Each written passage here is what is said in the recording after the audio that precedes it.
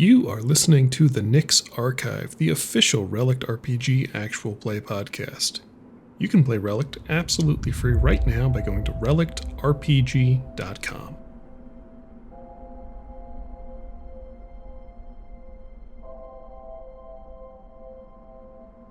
Hello and welcome back to the Nyx Archive. I, as always, am your game master and host, CD Corrigan. Hey, how's it going?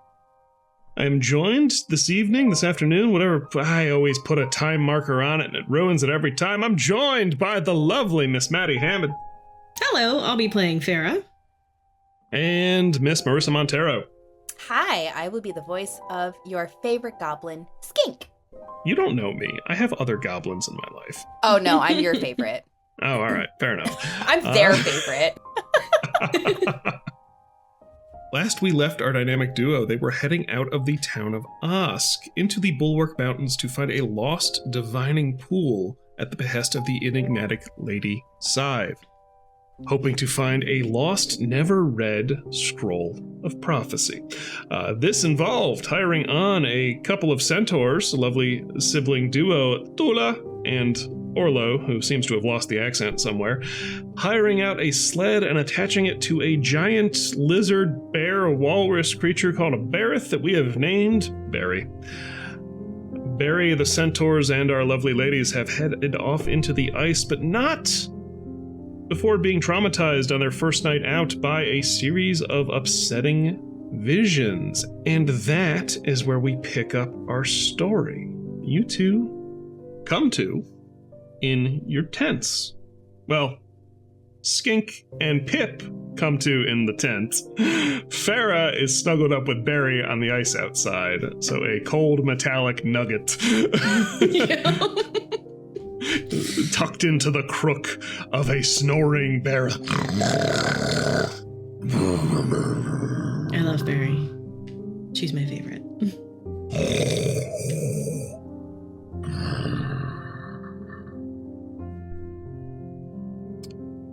What do you guys do as you come to?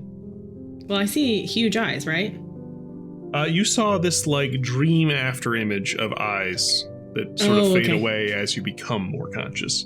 Got it. Okay. Yeah, that'd be crazy if it was just like a aerial Goodyear blimp Eye of Sauron, just that's what I had following you. That's what I was seeing. Yeah, that's what I was imagining. No, okay. Your visions both ended, disparate though they were, with the fleeting dream image of eyes watching you from the heavens. I see you. We hear. Yeah, right. So would either of us recognize those eyes? Okay, so dealing with Farah here. Who knows everything? Here's the deal. It's not impossible. Yeah. It is extremely unlikely. Okay. This is going to be a knowledge check. Okay. And I know you've beaten this before, but I'm going to set the goalpost pretty high. It's a knowledge check 22. Okay. All right. You literally have to explode or burn a ton of fate points on this to get there. How many fate points? I do have a fate point to burn. We can consult the fate point chart. Yes, I should have. That's in the book too, right? It is in your book. But I also have it here on my handy dandy torn up GM screen because I tore up one of the prototypes doing stuff to it. For 1 fate point apiece, you can add 1d8 to checks you make. Okay. For 2 fate points, you can add a flat 3 to checks you make. I'm just reading the ones that are relevant. Damage, armor class, conditions. You can also spend 2 fate points or single fate points towards the end to ask the GM questions in different ways. So that's always an option. I think I only have 1 fate point. You can also, if you add 3, you can add 1d20 to an attacker check you make. So just FYI. Well, and can we combine fate points? I don't want to ask Skink to give up a fate point. I don't have any right now. I've already spent all my fate points. So you cannot combine, just for the record, you cannot combine fate points to like buy a bigger thing, but both of you can spend fate points on the same thing. So like there's one in there that for one, you can add 1d6 to someone else's check instead of 1d8 to your own. So realistically, to get, you said 22, right? 22. And it's a knowledge check. So I at most with a 12 roll. Well, if I roll a 12, I can explode the dice, right? Yes. So let me do math. I would really have to. I could roll an 11, but I'd have to roll an 8 to use my fate point. You know what? I'm gonna do it for funsies. You can always make the check and just see if it explodes. Like, yeah, that's what I'm gonna do. Okay. It's an 8, so plus 3. So it's an 11. I'd have to pop off any fate points. Well, I the only thing I can do is roll that would really get me there would be roll a d8, right? Mm-hmm. I only have one fate point to use. So also, no. plus 8, you wouldn't be enough. All right, I tried. Yeah, so you come to and you kind of are analyzing these visions as you wake up in this snoring Bareth's embrace. And you're pretty well versed in a lot of stuff. This was weird. This was a weird moment. Right. I do think on a, what was that, an 11 or a 14? An 11. I was an 11. I do think that's high enough for you to know that, like, that wasn't just, like, me dreaming. That was weird. Okay. All right.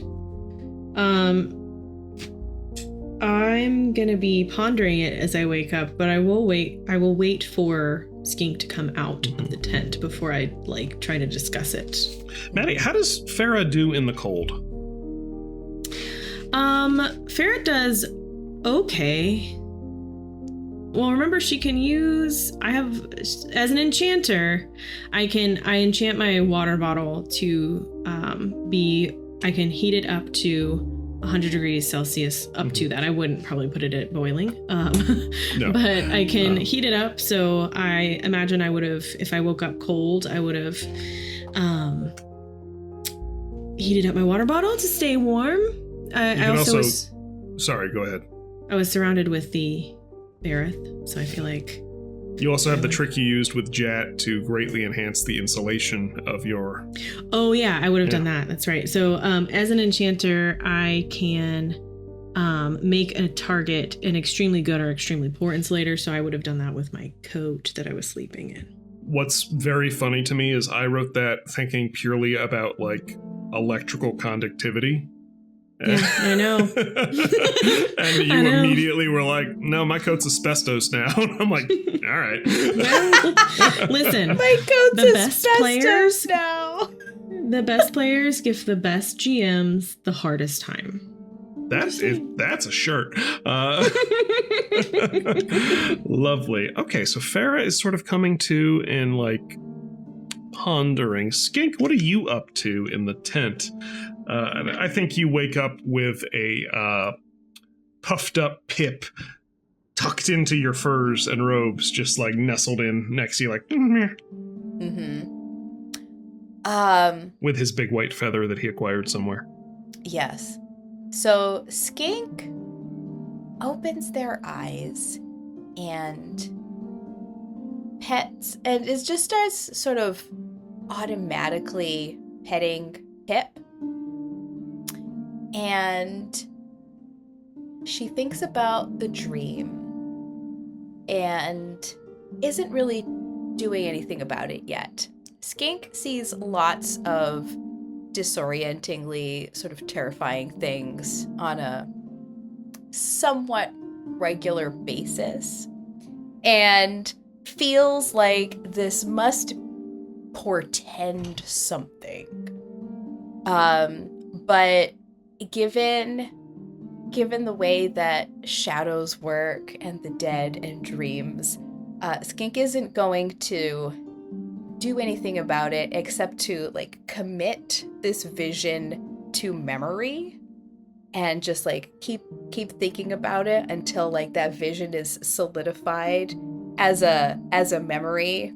And you know, now that the dream is gone, and is thinking, this will probably come back. Like immediately has this sense that like this is information that I must keep, and is just like petting Pip while committing this vision to memory without like freaking out. Like, terrible things have happened. I am no stranger to terrible things, and I am not afraid for more terrible things to happen in the future.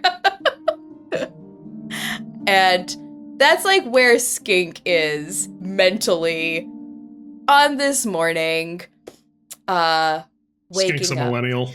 Skink's truly.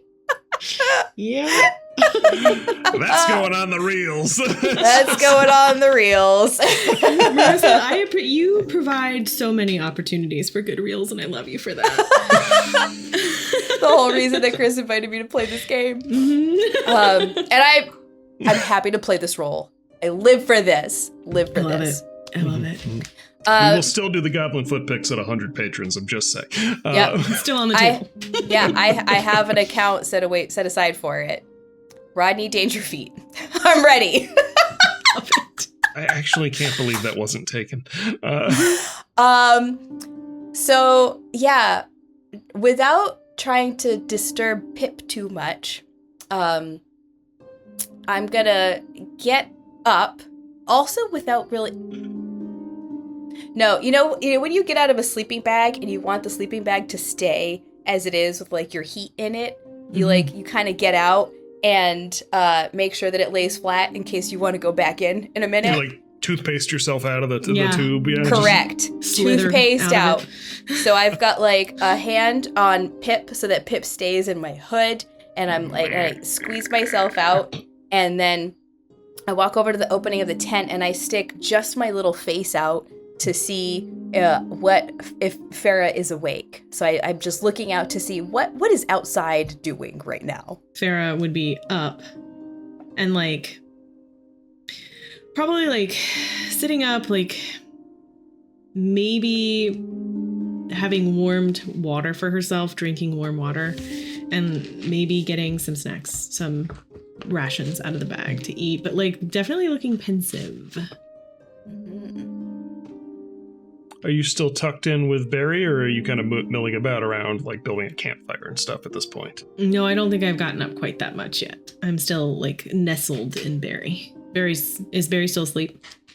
Barry was asleep, but actually as you kind of hear Skink and Pip stirring within the tent, you tucked in real close are abruptly like lunged forward as Barry surges to her feet, and you look to see Tula coming around from the other side. She had not seen you there, holding one of the big ration. It's like a, you know how like at the butcher's certain cuts of meat they'll like wrap in string and just have like a log. It's one of those, and it's one of Barry's like ration meals that is part of the kit you rented and everything, and she's feeding it to Barry, who's and just starts snacking down on his breakfast. And as you are kind of like launched upward by this like 2-ton animal surging forward, she looks at you and goes, "Oh, hello. I did not know you were hiding underneath the berth." Hello, Tula. I just slept with the warm berth last night. Seemed efficient. Interesting. Okay. Berth for a very good insulator. I like that. Searching for that accent. I'll get there. And then Skink, again with just her face out, goes, "Morning." Oh, hello, tiny goblin. Morning, Skink. Morning. Farah, did you make any more of that tea yet? I have. Do we actually have tea rations? Do we retcon that? Or do I just make hot water? Or, oh yeah, Skink thinks it's tea, but it's just hot water. It's just hot water. That's fine. It can be that.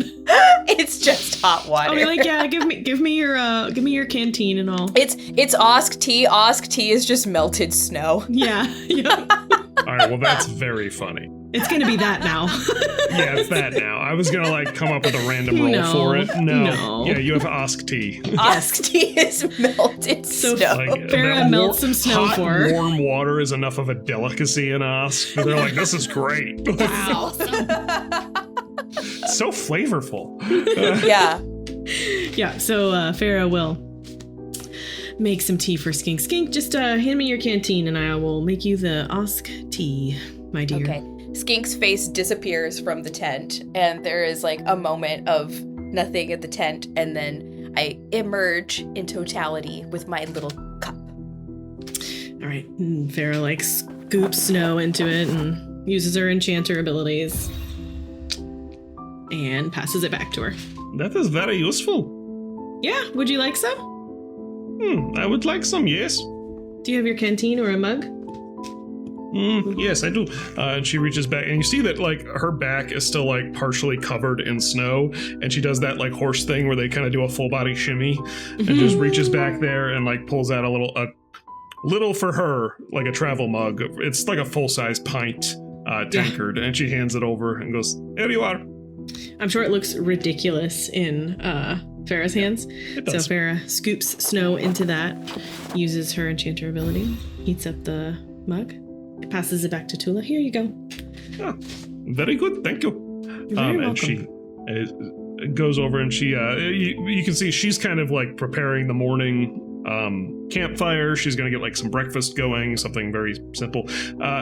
Campfire, interestingly enough, out here, not a lot to burn, but she's brought, or in your kit are enough like small kind of like slow burning fatwood sticks and some other like tar based materials and everything, so you can get kind of like a smoldering heat source going for like a brief period of time. But it never really comes up into like a whole blaze unless you spend a lot of effort doing that. Right.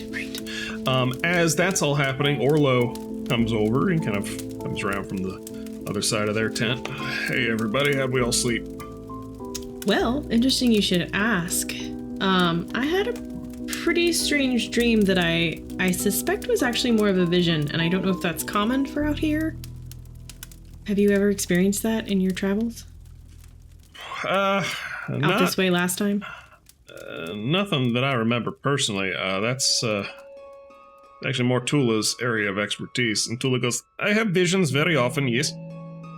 This one was weird for me. It was a dream, but I know that it wasn't a dream, and it was as though one of my own memories was like pulled to the forefront of my mind. And then I saw eyes, like someone was peering in. At this, Skink perks up and goes, I saw the eyes too. Interesting. Did you have a similar experience? Like, did you have a dream with the eyes? I had a dream that was also like a vision, but it was born of this environment. And Skink like looks around at the landscape and has that like off into the distance look in their eyes and goes, a battle took place here long ago. All right. Tula, is that like normal in visions, or like, do you know what that could mean? Tula kind of, you see that she stopped preparing breakfast when you mentioned eyes, and she goes, this is interesting. What kind of eyes? Describe. Onyx, shot through with violet. I mean, very distinct. I'll roll a little thing for Tula over here. Fun.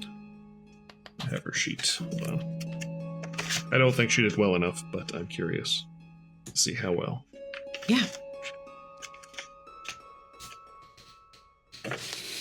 He goes, I do not know these eyes' description. What? Is it several things. And she kind of comes over and like leans down to like look at you, and she's kind of examining you two. And this is the first time I think you've gotten like really up close and personal with Dula, and there is like this little frisson of like, oh, she's a practitioner of some kind. She's got a little something going on. Right. Whereas Orlo is very much a guy with a big axe. Tula is something a little bit different. It's very strange. I have had visions. Very rarely do visions come from memories, more often messages. Memory vision means perhaps somebody not telling you something, learning something. Someone look for your memories to learn about you, you just watch. Oh, interesting. My dream was about my first experience with death. Interesting. And what of Miss Goblin? Same death? What? Different? Not your memory?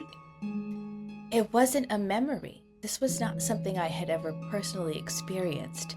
It was almost as if it was someone else's memory. Wait, it was someone else's. Because what is your memory? I'm confused. I thought I was a soldier on a bumblebee. I was in a battle with.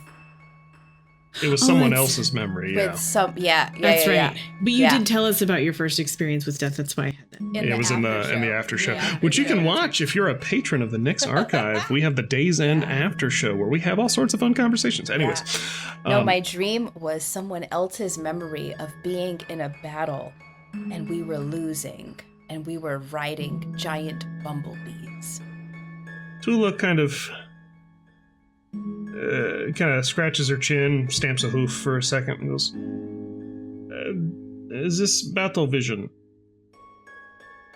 It was here? You said battle here long ago? And she kind of like points to the mountains, is like, same place? Skink nods, and Skink is thinking about the scroll that we have, the scroll that we found that mentioned the battle waged on broken field, but doesn't say anything, but is like, I think I know what this is about, but I'm not going to tell the rest of my party yet. Tula just goes, it's interesting. I do not know. I have no full answer, but memory of death. Memory of much death at place where we stand. These are ominous memories. Yes. Not always yours. Interesting. And then like, just to like lighten the moment, Skink goes, death happens. This is true. Eggs? Just like frying up a little cast iron skillet. Just yes, and Skink is ready. Skink is ready for breakfast. I think even though Farah has some like brutal capabilities of her own and obviously has experience with death, it's probably still not quite like, she's still a little wary of this whole experience. So she's not quite as set back to like being comfortable at this point. Yeah. That makes sense, because yours was like you. It was me. It brought up a traumatic childhood memory. Yeah. Well, and I don't think I would be, based on my upbringing, would not be as comfortable or would not find death so what's the word I'm looking for? Commonplace? Commonplace, yeah. Or, Blasé. Quotidian.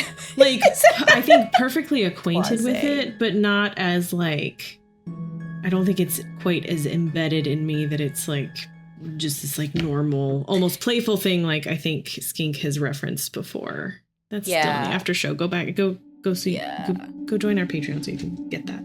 Tula kind of, it's interesting. I don't know. These are notes of caution. This is, all places are old, but this is an old place in different ways. Mm-hmm.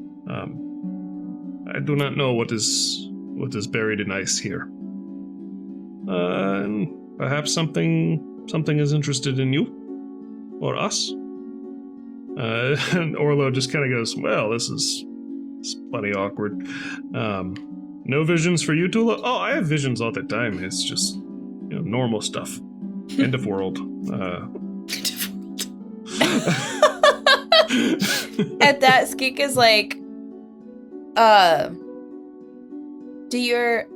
you mean like a premonition or just like anxiety? Is more, is not prophecy vision, is more, it's more like wishful thinking of the old one. Wishful thinking of the old one. It's like is aspirational dreams. I just watch. Skink fully does not understand, but is just like, okay. And just does not want to probe, does not want this to go any further. You see Orlo's looking down a little embarrassed. Skink just like scarfs down breakfast and then scurries off to the tent because she wants to go refer to the scroll. And now that she's awake, she's like, I gotta go reread what that scroll said. The Skink scampers off. Farah, if you're still out there, you see Orlo just kind of like, Tula's a little touched. We have a lineage in the family of certain people have had kind of some interactions with some outside powers. It's sort of like a priest or a shaman or a cleric of different kinds. Tula's like, I am none of those things. It's like, I didn't say you were. It's the old one is very hungry and he desires to eat the world. It's like, can I roll to see how what effect this would have on Farah? Like, being somebody who's an enchanter, like, would it really phase her? That's entirely up to you. Yeah, if you want to randomize it for yourself. I'm not going to set up. Yeah. So this would be under, like, knowledge, right? I just want to... Yeah? Yeah, totally. I'll let you set the parameters on what that looks like. That was a nat one. So 4 total. So, yeah. I think Farah is probably not, like... I think she's also equally as perplexed as Skink. Not gonna question it right now. She's just like, okay, sure. That's a thing that people do. Over easy? Yeah, she's also gonna eat, kind of looking at Tula like, all right. I like omelets. Odd, but Farah and Skink are used to odd, so she doesn't understand it, but she's like going with it. Mm-hmm. Speaking of Skink, you scamper back to reread that scroll. Do you have the scroll up for yourself? I do. I had a feeling. I do. What is Skink? How are you approaching this? So the scroll is not really well kept and a lot of words are missing. So Skink is just scanning all of these little phrases. Do you want me to read what Skink can read? Sure.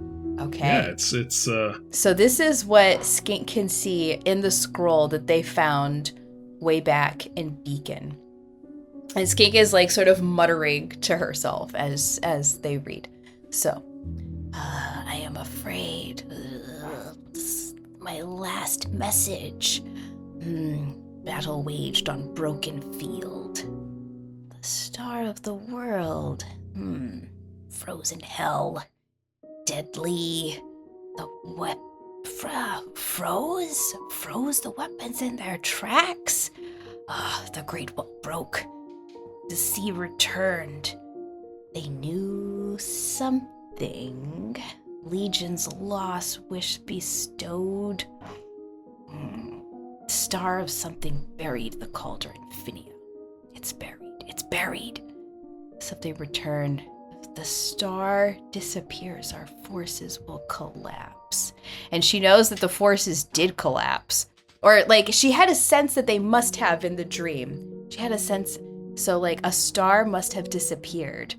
The virtuous hand hasten an unworthy wield its power. And so Skink still can't really put together a whole story, but has some sense now that she has had a vision of the battle that was waged on the broken field, and believes that their party is in the frozen hell that this is referring to, and just still doesn't know what the eyes have to do with anything, still doesn't know what star they're talking about, but is just thinking, like, I have to pass this along to Farah later. We will have to discuss this. And so after perusing all of the text that she could decipher, Skink just, like, puts it back in its little hidey place, and then goes about getting ready for the day, and is like, all right, it's time to, like, break the tent down, and I'm just gonna pretend like I didn't do that and start to put the tent away. Speaking of getting ready for the day, it is still dark out as you guys rouse, and kind of like people are making their own light with lanterns and torches and little bits of magic here and there as you mill about the camp. But like, dawn doesn't really come until closer to lunchtime here, and it's gone before supper. So this is the state you find yourselves in as you rouse and break camp. As you guys do break camp, we're going to do what we do every day on the Nyx Archive and roll for our favorite Corvid. Evens or odds, folks? I'll let you call it, Maddie. Odds today. Okay. Odds for Farah. That's a 10. All right. Pip is sticking with me. Pip Pip has sensed that you are really into Barry. Aw, poor Pip. And wants to keep some distance. It might be as simple as a matter of Pip woke up warm with Skink and has decided simply not to leave Must your stay coat. with the warmth. Yep. I am not going out there. Not going out there. It's very cold, mother, bring bacon. Oh yeah, and obviously Can I- just feeding into my hood. Yeah. Can I insulate a little scarf for Pip? For Pip? So much like there is the rule of cool, there is also the rule of frickin' adorable, so yes. Yay! I'm gonna do that. Vera does that. It's a thing I do. You go over to Skink and sort of wrap Pip in a little birdie burrito and cast your enchanter magic on it, and he's just... Oh, thank you, mother. Thank you, mother. You're welcome. And I pat his head. Oh, yes. This is very cold. This is the most human Pip has ever sounded. Yeah, Pip's putting on a voice most of the time, and out here he's just like, Jesus Christ. I love it. Too fun. You guys break down camp. Is anything else you guys want to do before Orlo and Tula kind of set up and get you guys on the road? So are Orlo and Tula helping us break down the tent, or are they like taking care of other stuff and we're taking care of our stuff? They like, sort of have their own like slightly different design tent that they had. Yeah. So it's like you guys both are kind of pressed really close together to like sort of insulate, and like you guys had, I think, dug out a little bit of like snowdrift and everything to make like a windbreak in this little sort of gully. Yeah. Not even a gully, like a holler basically. So they're breaking down their own stuff, and they're packing up the communal stuff, and like getting the sled ready. So they're helping. But if I want to tell Farah a secret later, I would either have to use whisper or wait for much later in the day when we could possibly get alone so I could talk about the scroll at another time if I don't want them to hear. Possibly. So Okay, I'll say that you do know that you and Farah are riding on the sled. It's just that it's hard to have a conversation on the sled. The Centaurs are sort of running alongside or behind on their own. They let Barry sort of break the path. Hard to say if they'd be able to overhear you, depending on conditions and whatever. Okay. I think I will also point out that, like, while Barry in her enthusiasm set off at a pretty strong pace yesterday, as the miles rack up, she settles more into, like, more of, like, a walking and trotting pace. Like, much closer to, like, a normal cant. Yeah. Okay. Fair. All right. I'm just gonna, like, keep to myself for a little bit. Just going along. I have a question. Yeah. Does Farah smell like bear? What check do I ask for? I mean, I'm not going to ask for a check. Yes. Okay. I don't think there's a way you can cuddle with a Bareth all night and not smell like it. I do think Farah would pick up on that, and she's going to use clean on herself. Fair. Oh, yeah. Yep. So you use your clean spell on yourself. What does that look like? Describe it for us. So it, I actually would have to use it multiple times. I think that I would start. I don't know. Are you going to impose any limitations on this? No, you've got time, so your mana can just sort of recuperate between uses. Okay, so I think she'd start with like her head, where like she would have had her hood up while sleeping. So. With a scarf around her, but like, so the smell is mostly on her like coat and external wear. So she just slowly starts from like head to toe, like kind of passing her hand over the surface of her gear. And as she does that, I think her gear doesn't look super dirty necessarily, although she may have picked up some grime from some dirt from the Bareth.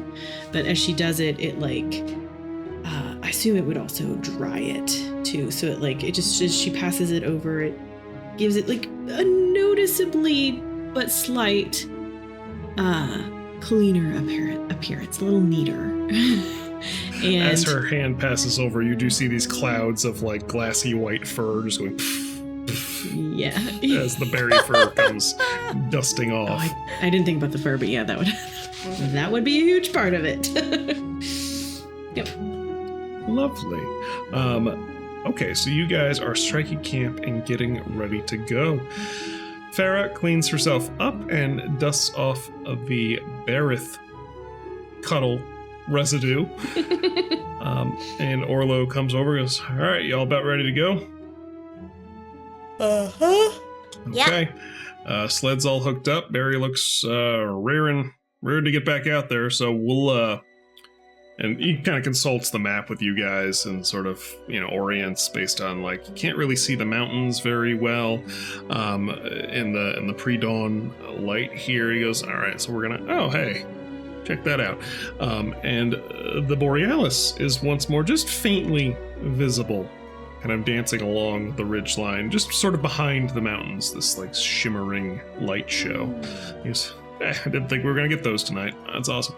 Yeah, we're going to head kind of that way and make sort of like set of bearings. We'll stop in about an hour and retake our bearings, make sure we're on track until the sun comes up. We can get a closer look.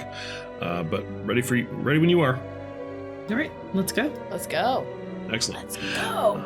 You guys mount up on the sled, Pip tucked into his little burrito, and head off into the tundra once more.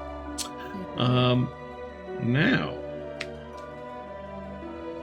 I would like one of you to roll a d20 for me. Okay. I have one in front of me. Do you want me to roll it? I also have one in front of me. Oh, you roll do it. to Go roll. for it. I'm gonna go. Oh no! I rolled mine off the table. Jeez, roll yours. Okay. You two can join the Handsong Games Patreon and help pay for Marissa getting a proper dice box. Today she is using her headphone It case. was gonna stay. I practiced earlier. It worked. This is a tragedy that we can do something about, folks. Yeah, with your help. I rolled a 13. 13. Ba, ba, ba, ba. No complications. The weather holds clear as you travel heading out into the day. I'm assuming we're keeping a normal, steady pace like we had talked about last time. No great variations there. Orlo and Tula kind of call out and stop you guys every hour or two throughout the day, the early morning. A little bit less frequently as the sun comes up and the sky is clear and you guys can kind of orient towards the mountain peaks and the ridges and everything, so it's a little bit easier to navigate during the day. During your travels, are you having any sort of clandestine conversations or trying to do anything while riding along on the sled? Oh, for sure. Yeah. Well, let's run that. I think first, Skink is gonna test to see if they can hear us by talking about absolute nonsense. What does that sound like? I know. I like put that out there, and I was like, oh my god, I hope I have. Yeah, now you gotta own it.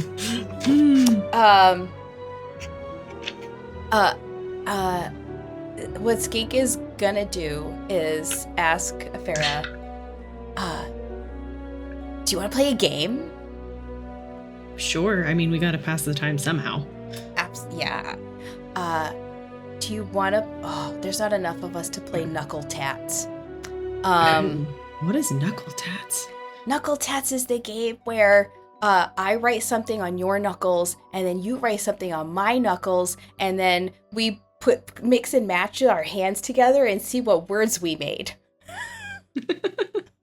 All right. But it usually requires more than 2 people, is what you're telling me? It's just more fun. It's more fun. It's one of my favorite games. You only get a couple of combinations with 4 hands. Exactly. Yeah. There's like mine plus yours and the other one, and that's it. You know. True. True.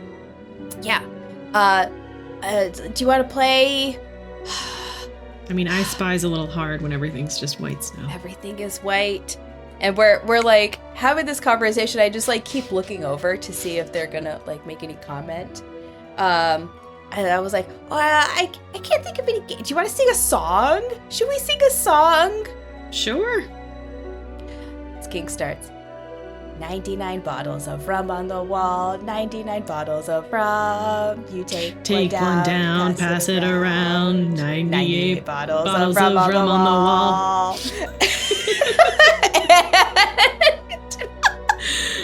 And is just like very consciously making noise and then just like keeps looking over to see are they gonna sing along? Are they looking at us? Can I tell if they can hear us? Go ahead and make a precision check for me. Precision check. It's not gonna fall on the floor this time. Allegedly. It's a 2. Hard to say. Wait. I forgot to add my precision. No, that only makes it a 4. It's a 4. Right. Hard to say. You certainly can't hear anything they're talking about. You do see that at various points in the day, sometimes the two of them kind of, when it's like clearer and flatter, they'll sort of fan out and like run sort of more alongside Barry. They never really go in front of Barry. That doesn't seem to be a place that they want to be. Sometimes they'll run sort of flanking alongside, and then as like they get into more like piled snow and drifts and wind and everything, they'll fall back and kind of run side by side or staggered behind the sled, just sort of taking advantage of the path the sled is taking. I think you guys, just as a fun side note, would have noted during camp that the centaurs out here have switched out. I don't know if centaurs would typically use horseshoes. Let's say they would, but out here they're definitely using like ice cleat horseshoes. Cool. Just to like stay on top of things. I was like thinking about that. I was like, yeah, they would, like, they have industry. It's a whole thing. They have like crampons for hooves. Yeah, exactly. Like these cleats just. Yeah. Amazing. Fun. All right. So, I mean, Skink like did as much as she could to like check what's going on, and then just turns to the side and looks right in Farah's eyes and says, "Listen, I think that the dream I had last night is related to the scroll that we found." Oh yeah? In what way? What did you find out? Well, the scroll was about a battle. The scroll said that there was a battle out here, and that it had something to do with a star that disappeared, and then something was buried in a frozen hell. And look around us. We are in a frozen hell. But this is clearly frozen hell. And I know that we're out here to get whatever was on that scroll, but now I'm having visions about it. But I didn't... Have you ever had visions like this before? No. No, and I haven't had dreams like what I had before. Interesting. No. Interesting. The DM will also point out that this is not the first you've heard of a battle happening out here. Lady Scythe had talked about it as well. Right. A great war happening in the north. Yeah. And then Skink says, like, maybe if I sleep more, I'll have more visions, and then I'll learn things about what we're supposed to do. That's possible. Yeah, I mean, sleeping would be a good way to kill time. I can stay awake on the sled while you sleep. I mean, what are the chances that, like, Skink is an easy sleeper? You could roll for that. This is, again, like, I know. Skink's like, can you knock me out? Do I have any abilities to do that? No, not really in your repertoire. Not really. And then Skink is wondering, he's like, but maybe if I'm unconscious, I won't remember my dreams as well. Scratch that. It might not work. True. Are you trying to nap on the sled? I don't think so. But, like, it's the first thing that Skink thought of was like, oh, this happened in a dream. I should go to sleep again and see what happens. Right. Okay. And then the more Skink thinks about it, it's like, I might just have to wait for tomorrow night again. But we got to keep pooling our visions and see if they're related to what's going on out here. Because if this place is haunted and giving us hints, like, we gotta keep track. We gotta make sure that we tell each other. I don't know if I want to tell them that we have the scroll. I think that's fair. Yeah. I think that's fair, and definitely listen to whatever messages are being sent our way. I don't think it doesn't feel like a threat yet. It doesn't feel or seem like either of us are getting these like visions of disturbing visions to deter us. Do you agree?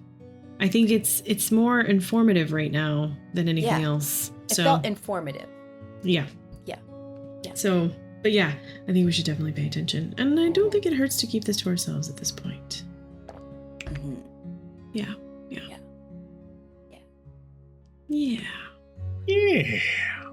Yes, mother. You two, barring any other thing you would like to do, complete your second day of travel on the ice, which I believe will put you a little over halfway to your destination. So you're actually approaching quite close to the foothills of the mountain by the end of your second day. Okay. The mountain range. I just need you all to know that I have in my enchanter abilities the ability as a minor enchantment to make the target make the target baffle to a whisper or amplify to a shout, all sounds passing through it. So I can make us a little thing that can like almost like a telephone, like those old cup telephones you used to make as a kid. You know what I'm talking about? Yeah. You could like literally put up a cone of silence. Yeah. Just like wrap a shawl around the two of you and be like, no one can hear us now. Yes. Yeah. Since I was not the one trying to like decide if we could be heard, I didn't think about it. But for future reference, Skink, if we want to keep things from the centaurs, I can make us a little muffler. Yeah.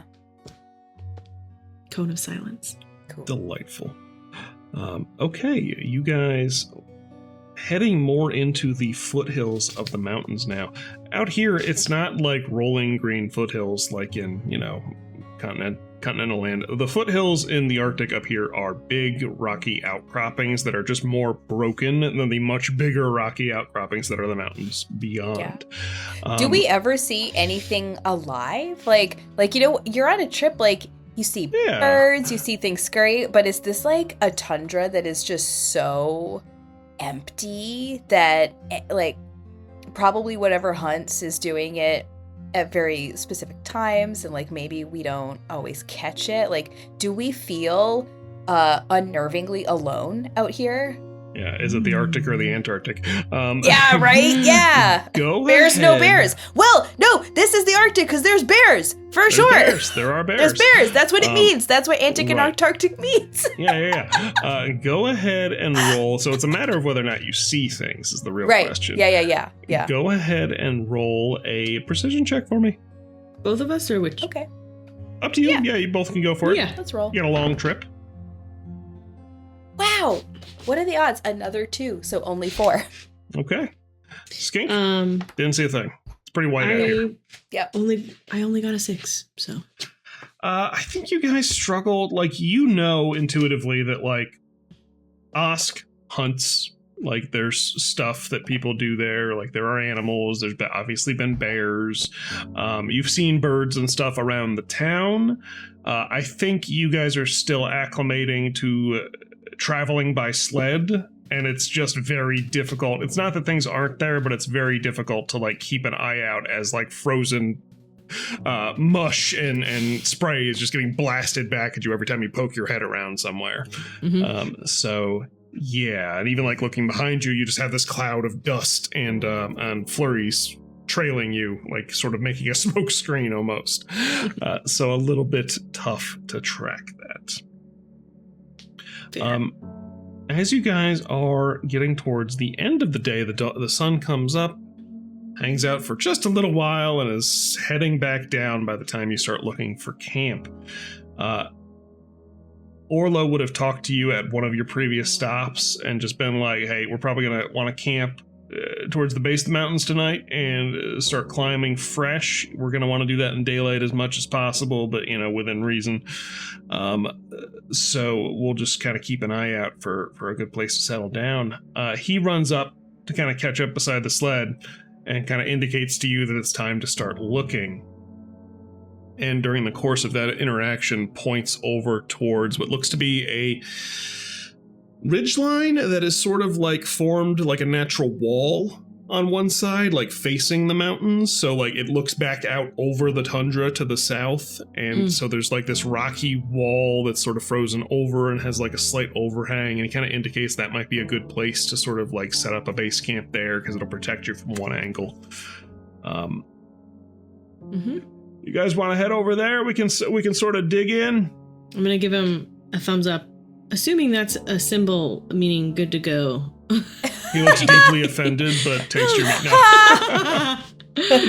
All right, and kind of that you guys head off that way. Barry lopes to a stop and starts immediately, like as soon as like Tula flips the straps off and lets her kind of loose from the sled. Barry just starts sniffing around like a dog in like a new space and like like definitely goes off and like pees on a rock somewhere and just has a whole situation. Oh my god. And you guys. I'm curious about this naturally occurring wall because there was also a great wall mentioned in the scroll, and so now Skink is like, what other clues are out there, and is just like gonna go up to the wall and like touch the stone to like see if anything happens. Okay, Skink, you go over, your magical senses tingling, place your hands up against this frozen rock. You see these like streams of like,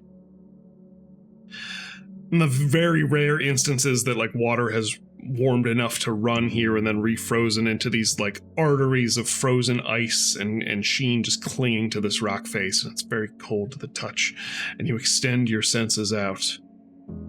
Go ahead and make a knowledge check for me. No threshold on this, I just want to see how good it is. Okay. I rolled 11, so plus my knowledge, it's gonna be a 14. 14 is very good. You glean two things. One, this is a rock. Fully a rock. Big rock. Just, this is a big rock. Like, there's a mountain here, and sometimes they be rocks. Yep. Two, as you're like probing out to try and like get a sense of like, is there something here trying to communicate with me? Yeah. It's difficult to find the words to describe like how your magical senses react to things, because to the best of my knowledge, I'm not magical. I don't know about you two. But so we don't really have a lot of that in the English language. But there is a little tickle of a sense of like something brushes against that third eye, that magical intuition that you've projected outward, but in a different way than what you were looking for. Oh. Like, there's something to be gleaned out here. It's got nothing to do with this wall. Hey there, folks. It's CD Core again. I've got a special treat for you in our interlude here today. Some of you may know I am a fantasy author. My first book, Tattered Pawns, was the root of what became the Relict game system. Well, exciting news. I've got a new one coming out. It is called The Memory Thief.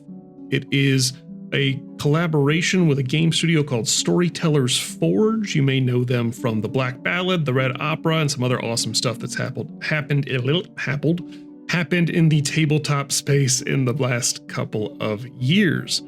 For this book, it is not just one book, it is 4 books, 4 full-length novels plus some other gaming goodness. I am one of 4 authors who contributed a novel to this effort. It is called Chronicles of the Crossing.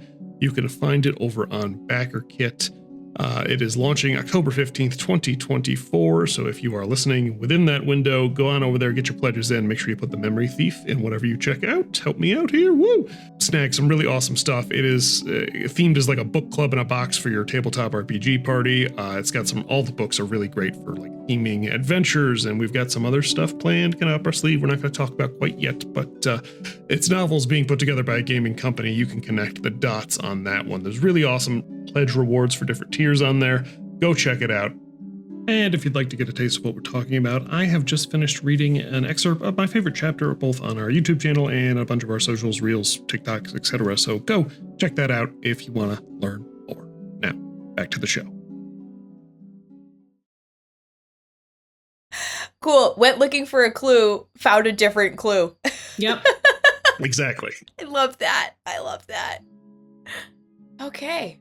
Tula is back at camp, like unpacking and like pounding the stakes in, and like clearly they're carrying on some like absolutely bullshit sibling argument. It's just like, no, you. I said, no, you. I said that, and just like bickering back and forth over clearly. You always. Like it's clearly just siblings had to travel on a long day, and they're just bickering. Like that's it, that's all. But they're like sniping at each other and like pounding in stakes and like just sort of like draping blankets over the tent, securing things, like little makeshift like oilskin rain fly and like that kind of deal. Yeah. What are you doing, Farah, as camp is set here? Probably I want to feed Barry. Okay. Oh. Yeah. Barry is all about that. Just as soon as you pull out the ration, like she had been kind of like winding her way around and like checking out the area and scoping things out, and then you pull out one of these rations and then you turn around and there's a Barreth right next to you, like, yeah. Hello, little blueberry. Oh, who's a good Barreth? Yeah, do you hold out the ration? Yeah, obviously. Did she get any of my arm in there? That she slobbered you pretty good. Nice. Gross. I'm just gonna use clean on that one spot. Happy Berry. She's very clearly shoved the whole ration log in her mouth and is just trying to like internally pick away at it, but not even remotely considering releasing it for any reason. I'm just gonna be petting her when she does that. Yeah. This is what happens when everyone in the party rolls really well to bond with the Barreth. I was so ready for this thing to be like a huge pain in the butt to travel with, and everyone was just like, crushed it. Thank God. We're going to have enough problems. Right, exactly. I think after feeding Barry, I would start setting up the tent for Skink as I like look over and they're touching a wall. But I don't think that behavior would like ping any like weirdness for Farah though. She's used to Skink doing strange, like odd things. It's very Skink's normal just, for Skink. 2 hands on the wall, head back, eyes closed. It's beautiful. So even though I think Farah is probably not going to stay in the tent again, she starts setting it up for Skink. Yeah. As you're doing that, Tula comes over and you hear Orlo just like, it's a Barith. It doesn't care about the wind. Shut up. And she goes, watch this. And she takes a spare like blanket, like not blanket's the wrong word, but a spare hide, and secures it to like your tent poles, and then goes and like stakes it up against the rock wall. So it makes a little like carport for the Barith. Cute. Oh my god, love that. I love that. And like for the Barith. Yeah. So she puts a little thing up there and she goes, I like the fluffy. And goes back to kibitzing with her brother. That just like Farah loves that Tula loves the bear that much, the Barith that much. So she's just like, Farah is beginning to really like Tula. Like, yes. Okay. Orlo just, all right, whatever. We don't need that on our tent, I guess. Just it's like the rainfly for their tent. Yeah, exactly. Yeah. Like clearly they were like, you glean that they were arguing like, since we're under an outcropping, we don't really need that. And Orlo was like, it's windy and bad here. And Tula was like, nah, no. All right. So I think Skink is gonna let go of the rocks now and go exactly let go of the rocks and then meander towards the camp, fully knowing that she's barely doing anything useful, but you know, is gonna be around. Okay, yeah, you meander back over to the camp, and Tula circles back around and just shoves like a bundle of like kitchen and cooking implements into your hands and goes, you set up a cooking pit, yes? And then just like walks away without waiting for a response. And then Skink is like, yes. And is now responsible for dinner. Sure. And is like, oh, I have something for this. And this is the part where Rat Summer kicks in, and Skink is going to like pull out a little, like, you know, has the regular stuff, but also has been saving this little like apple for a while, or like, you know, apple-like thing, and just starts like doing her little like cooking kitchen dance, and is like, I think the apple's rotten right from the core, and does like her little like, I split the apple down symmetrical lines, and is just like singing and dancing with her little like stuff as she makes her as she makes dinner for everyone, and is just like singing and cooking and just having a good time. Yes. I have a question from the audience. Does she actually make the fire, or does she ask Farah, like if you make it in a pot, Farah could just heat up the pot? Would she skip out on that? I think that I'm just like reviewing a couple things. Like it looks like I don't have any like special magical things to do, but I feel like as a little goblin, Skink has started fires before and would not have like a total problem with just like wasting time trying to start fire. Okay. Like just for curious. the fun of it, for the fun of arson. Yeah. It was really a question of like, are you gonna have fun making a fire, or are you gonna be like, take the easy way out? Yeah. No, I think Skink is like, oh, I'm just gonna jam. And is, you know, taking sweet time and just taking the rations, but also adding her little apple mix to there. Just be like, cute. Oh, I can do special things. I can't build a tent. I'm not responsible for hauling anything. I am too small and too weightless to do much, but I can make a brat dinner. Skink, go ahead and make a cleverness check for me. Okay. The GM is over here actually trying to figure out if Marissa just made up that song or if that's going to be something I have to bleep for copyright. 10.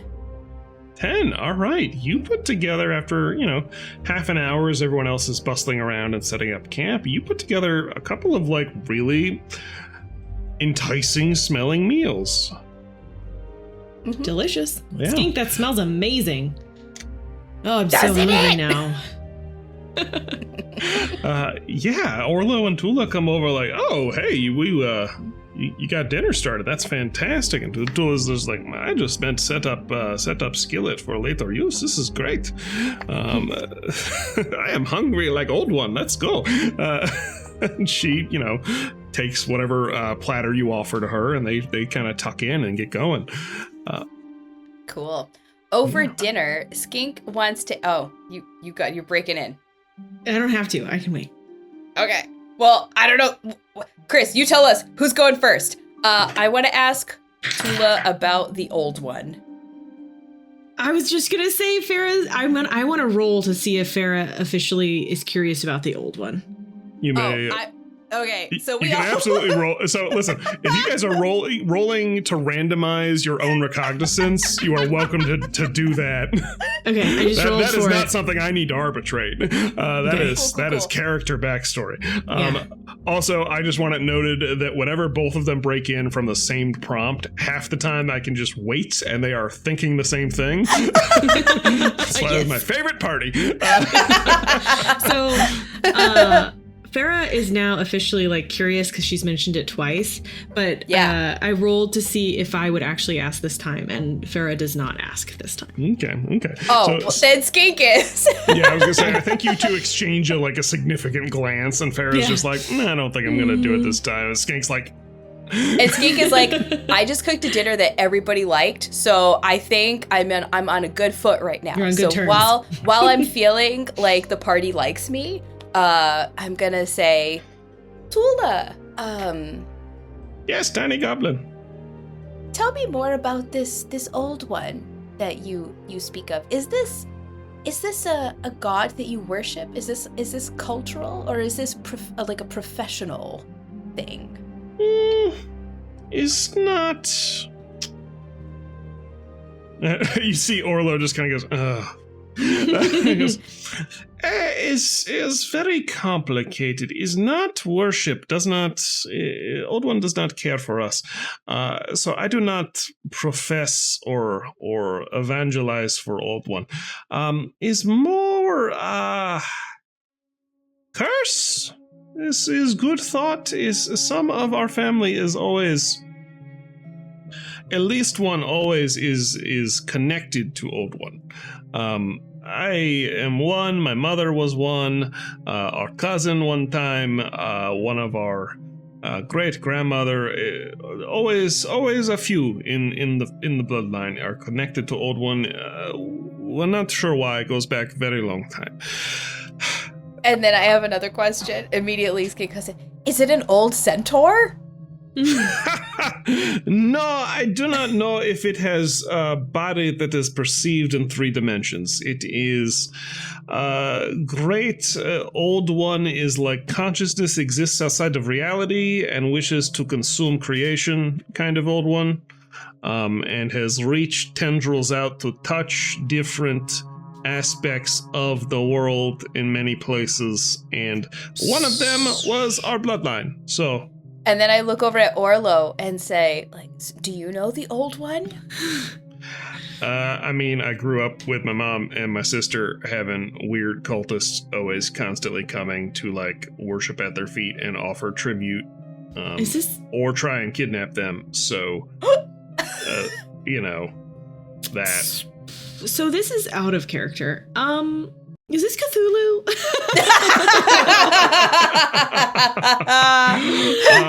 She is certainly describing something of that scheme.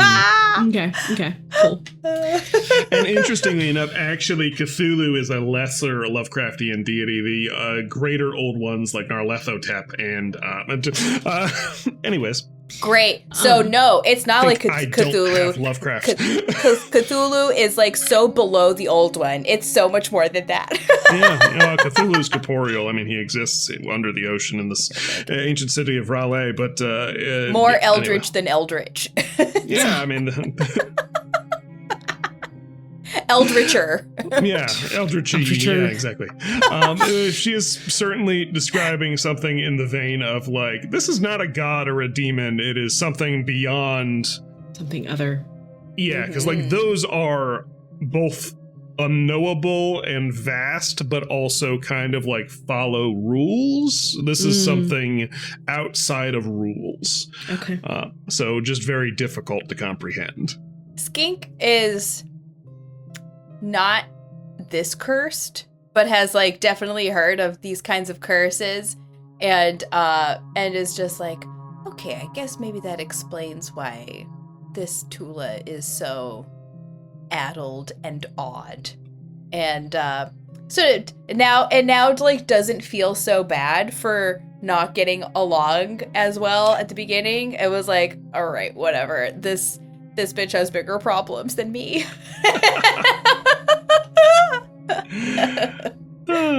Too funny. Orlo, clearly uncomfortable with this conversation and his family trauma, is sitting there, and as he's kind of helping himself to a second serving, just goes, so what about you two? What brings you guys up here? You got some fun tricks. No other eldritch abominations, right?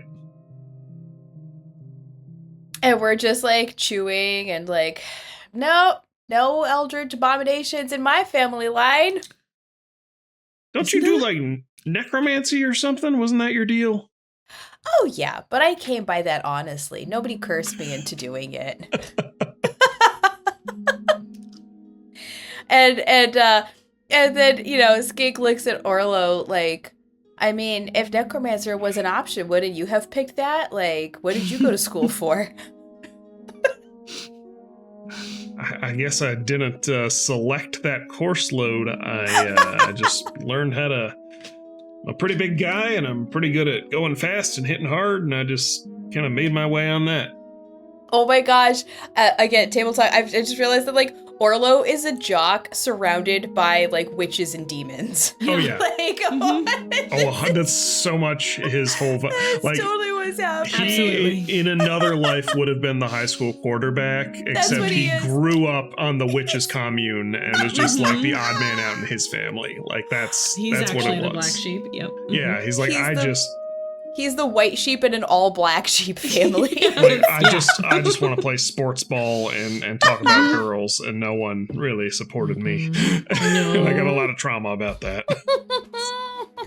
Funny. Aww.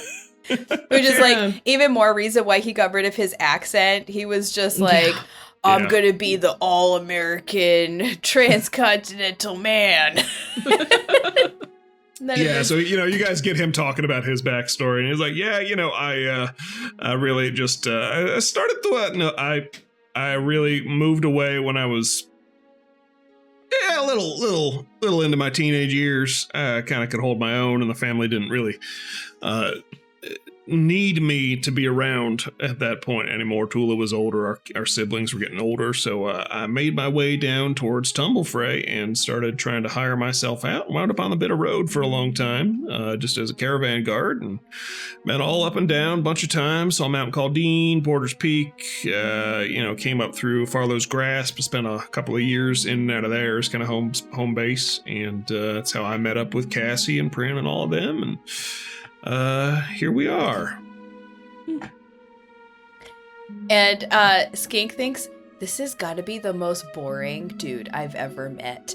But honestly, Farah like sort of glazes over and like isn't paying attention super well anymore. And then but Skink is like, I'm just gonna keep prodding. And then Skink's like, Orlo, what's the heaviest thing you ever picked up? The heaviest object, like weight-wise? Yeah. One time, a caravan I was guarding we got hit in a rock slide, and one of the wagons, like a covered, fully enclosed wagon that you can like sleep in and stuff, had overturned on top of some of my compatriots, and so I ran over there and got like the key is it's all on the knees, right? And I got real low, and I managed to like, I guess I didn't fully like clean it up, but I managed to like deadlift it up onto its like broken axle so they could crawl out of there. So I think that was probably like 1,000 pounds or something. So that's pretty good. At this point, Farah like comes back and is like, oh, he's talking about lifting heavy things. And she says, I wonder if you could lift me. I suspect I could. I mean, is that a challenge? Yeah, Skink like giggles, knowing how much Farah weighs. It's like, yeah, pick her up. All right, yeah, I can do that. I mean, you want to put some money on it? Like, what's the game here? How much does Farah weigh? I should know this.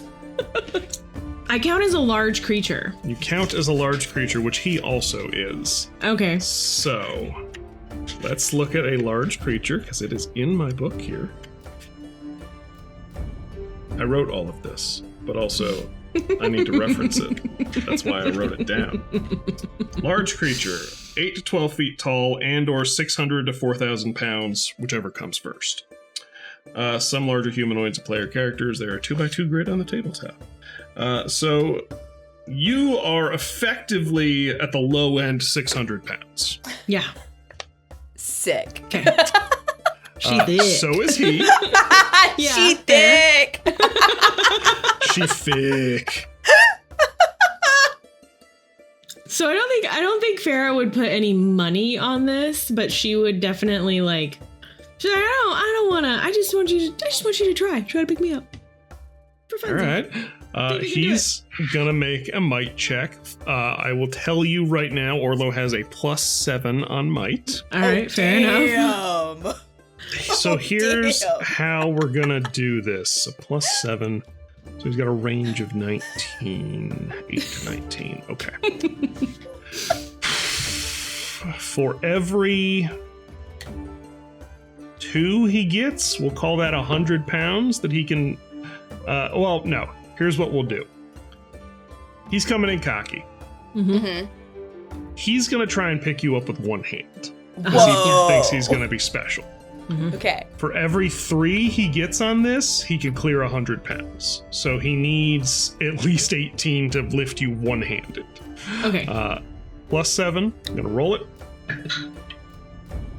It's a 4 + 7 is an 11. I said for every 3, so that's 400 pounds. He does not pick you up. And you feel like you grab her. This guy is like, he's buff.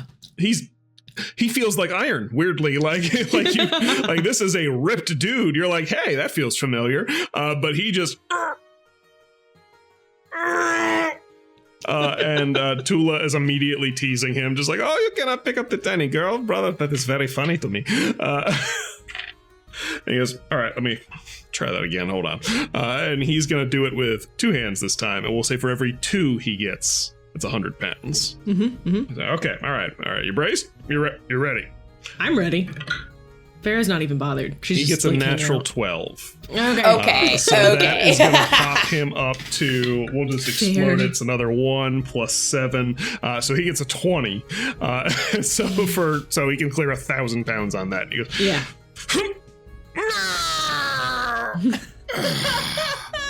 So, yes, like that. Just does the deadlift drop. Just well done. Oh yeah. Skink claps her little hands. Yay! No worries, this was an excellent spectacle for the evening. Yeah, there's like a dent where he puts Farah back down. So. Yeah. All right. Oh, I don't hurt the Bareth, do I, by laying on her? No. Okay. That's a very big animal. Okay. I'm just checking. Okay. No, it's fair. Well, you got to figure. Is this like one of the reasons why the Barrett has such good rapport with you? Is that like maybe it like senses how big you are on the inside? It's a bond of thickness.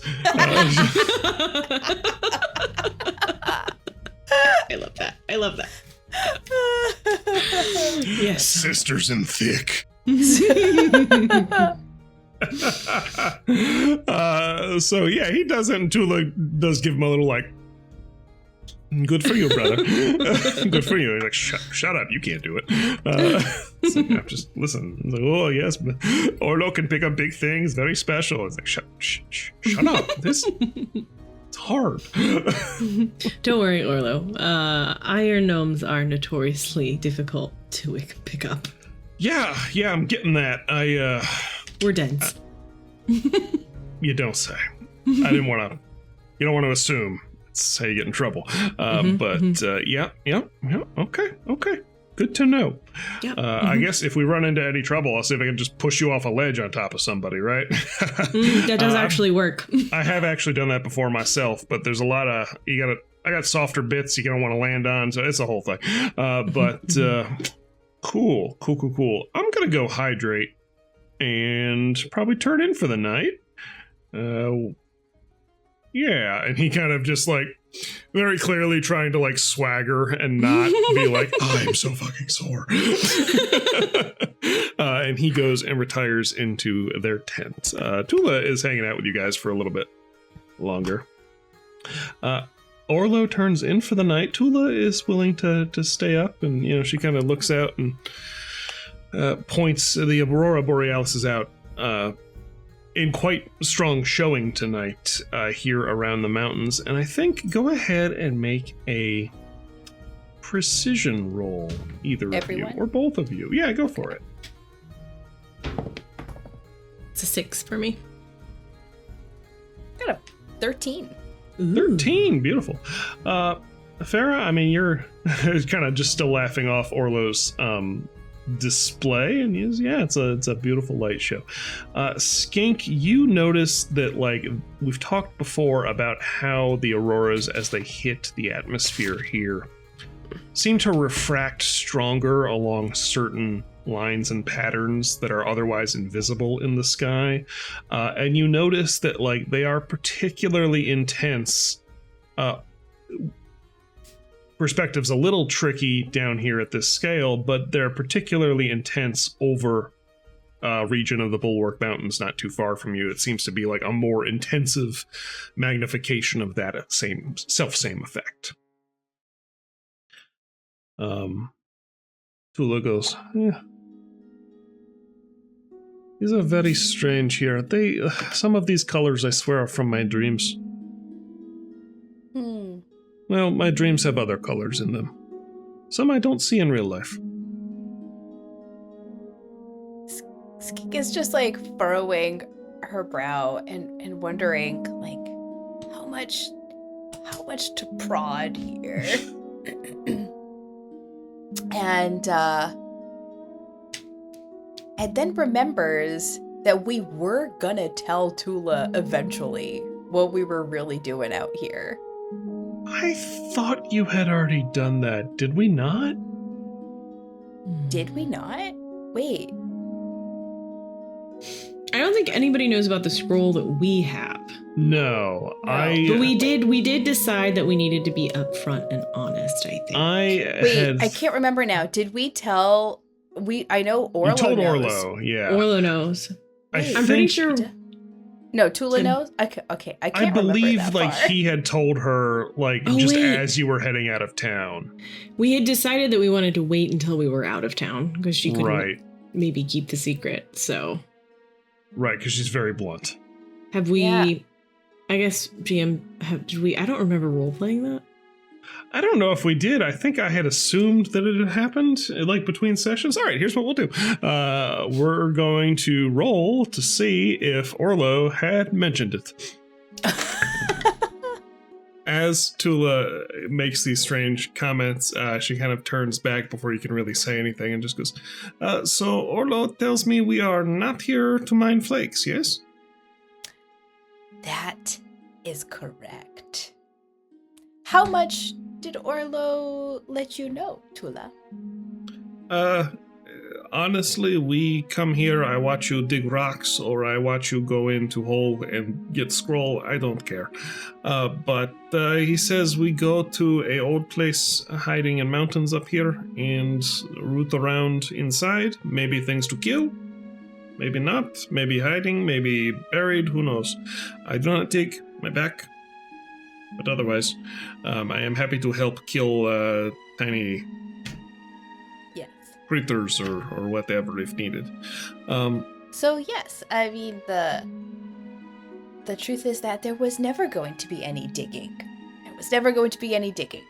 And we are not looking for flakes. We are here to find something that we think exists, but we don't know. We actually don't know much about what we're looking for. We don't know what it looks like. We don't know where it is. We have a sense that we're going towards it and that we'll know it when we see it. She goes, from what Orlo shows me on his map, and I suppose previous conversations, there's my accent is getting weirder. From what Orlo tells me is some landmarks to look for, jotted down on the map, and we go and look for those and maybe find an old building or something. And if we don't find it, we don't find it. That's right. And either way, there's a fair amount of money and adventure in it, and it seemed worth it. Yeah, I agree. Worst thing, nice walk, weird dreams. Mm-hmm. Same old, same old. And now Skink is wondering, maybe I do have to tell Tula because one of her dreams have more clues.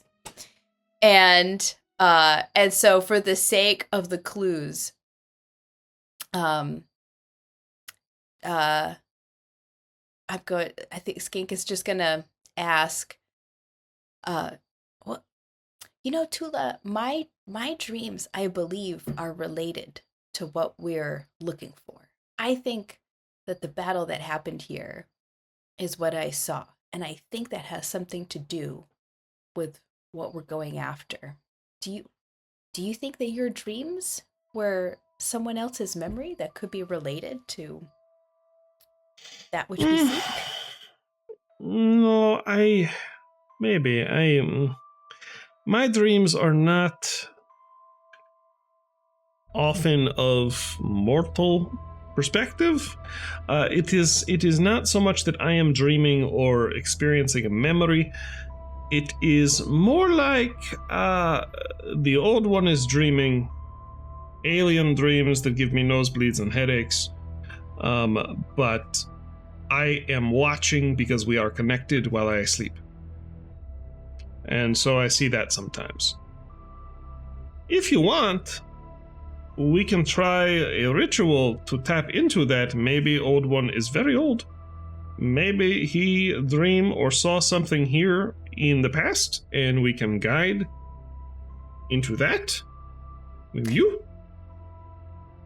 That is so generous of you to offer, but I am going to protect my psyche from whatever hole this old one would puncture through it. There is a small chance you become gibbering mess. Yeah.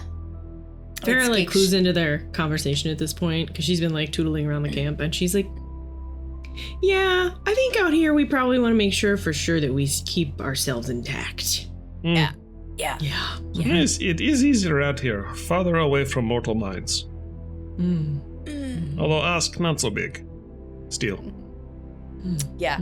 I think Skink is so sure that she does not want to be on whatever Tula is on. It's just okay. I think that's all we're gonna get. Could be fun. See new colors.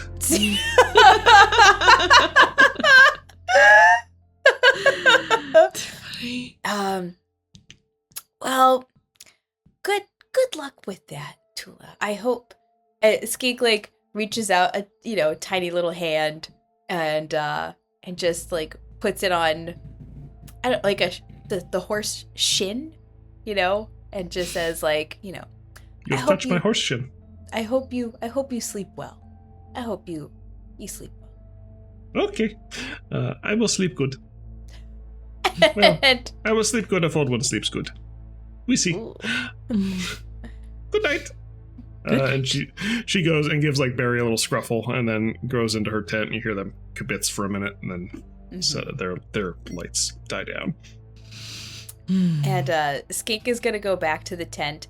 Is Farah already curled up with Barry? Yeah, I think she was like kind of tucked in, getting ready to go to bed. Probably preparing her insulation and her warm water bottle. Osk tea. Melted snow. So good. Skink, would you like some Osk tea before bed? Yeah.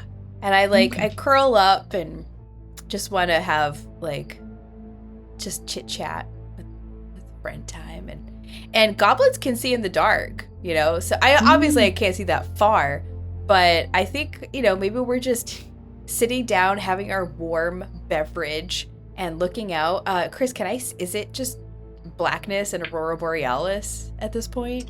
So I mean there's always a little bit of reflected light. The moon is not quite full. Okay. Coming up pretty low to the horizon here, but the reflected moonlight is certainly it does that like deep winter blue that the snow kind of gets in the dark, Yes. like that kind of color. So you just see like this vast plain of that as you look to the south. To the south and in really any direction.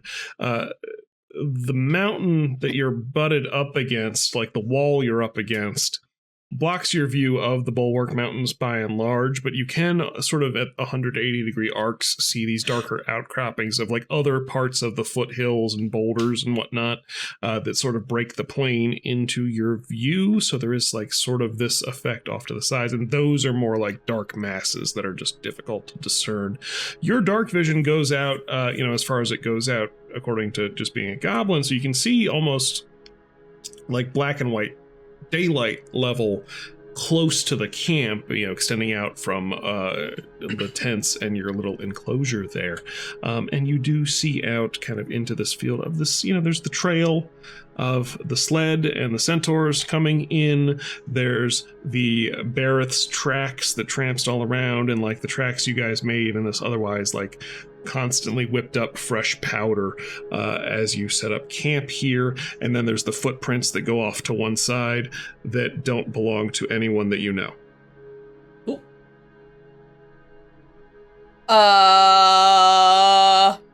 Who clocks that? I think Skink clocks it as she's just seeing how far she can go. Yep.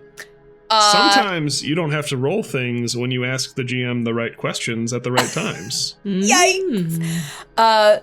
So the hair on the back of Skink's neck just like stands up. And can Farah see in the dark? Gnomes do not. I don't believe so. 120 feet, yeah. No, okay, yeah. I'm just, without saying anything, I immediately have fear in my heart, but I just I reach over, I touch Farah's arm, and then I point in the direction of the footprints to see if she reacts. Okay. Do I need to roll to see if I see them? No, if Skink's pointing them out, you can see them. All right. So same thing happens to Farah. Hair on the back of her neck stands up. It's footprints that are they directed away from us or are they directed towards us? Yeah, it looks like they are leaving your kind of carved out area. But they don't look like they belong to anyone in our party. There is no one, to your knowledge, has gone in that direction for any reason. And then it's like there's the tramp down area that you've all been in and operating in, and there's a trail you guys clearly came in at, and then there's like a whole other path. And how can we tell how fresh they are? That, I think, is either going to be I will give you the option of precision or cleverness check if you want to run over and check that. I'm gonna, Well, wait, before we move, right? Yeah. I think, so I can tell that you saw what I saw. Mm-hmm. And then I look at you and I'm like, the wards are up, right? The runes are working. I don't, right? No, I don't, I can only use them like, I can try to do a rune right now, but I don't have anything currently up. Okay. All the stuff that you prepared, it's just like ready to be used, but it's ready to be used, but it's not actively being used. Okay. No. Okay. But I could, and then should I get the gun? I could put one up now. No. Like I can make one myself. And I'm like, I shake my head on the gun. I'm like, no, don't do that.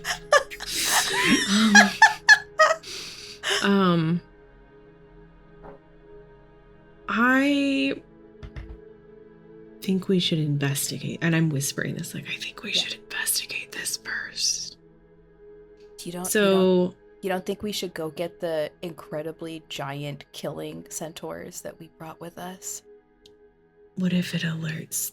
Well, I guess if we investigate the footprints, it could alert whoever's here. I don't know. At least, let's just go look at them first and see what shape they are. To see does this look like human, animal, mineral, vegetable? You know? Yes. So I think we're gonna creep over to the footprints that are closest to our camping area. Okay, are you trying to be, like, unseen about it, or are you just proceeding with caution? Like, you're trying to, like... Yes? So you're trying to sneak over there without any outside observer noticing you.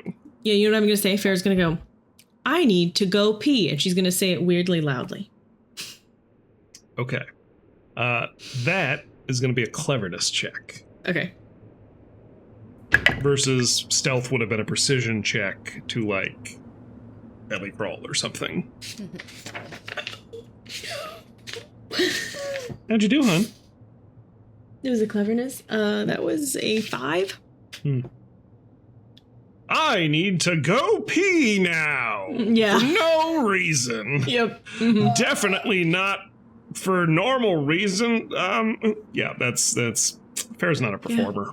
No, she's not. Okay. So you've done that. That's happened. I've done that.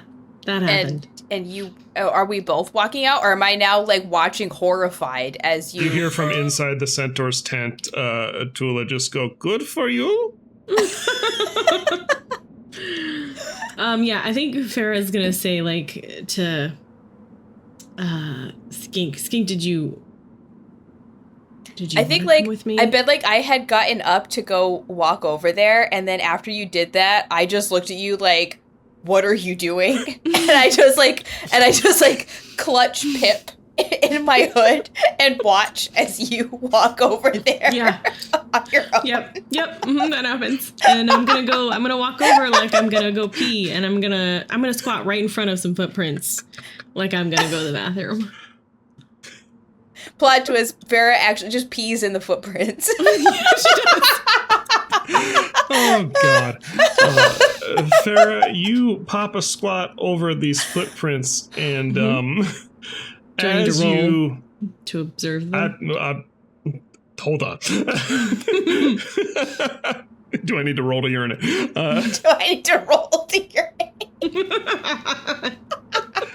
As you get ready to either truly or pantomime doing your business, you hear a voice from right behind you go, not the most private place you could have picked. And that is where we are going to stop. No! Episode 9 of the Mix Archive. I have been your Game Master, CD Corrigan. Oh, I am joined as always by the lovely Mrs. Maddie and Marissa. Yep. Maddie's the one whose character currently has her pants down, everybody. Come with her pants down. And I'm Skink, horrified. Horrified. What are you doing? What are you doing? I hope you've enjoyed the show. We have our first sponsor. We'll talk about that very briefly right now. Monument Studios. If you have enjoyed any of the music or sound effects that I have used putting together the next archive episodes for the whole season up until now, 99.9% of them came from Monument Studios' fantastic sound packs that you can use for your projects or for your personal games at home. They've got a whole platform set up for like creating ambiance and everything for your games with your friends and whatnot. Go check them out, and if you do, I believe it's monumentstudios.net. I will check that, or I'll dub in a different thing right here when I said that. If you use code NYX, NYX, you can get 10% off your whole order. And that is something that came about simply because we were already using their products and they liked what we were doing with them, and we collaborated to get you guys a little discount. Have fun, gang, and we will pick it up right there next time on the Nyx Archive. Toodaloo!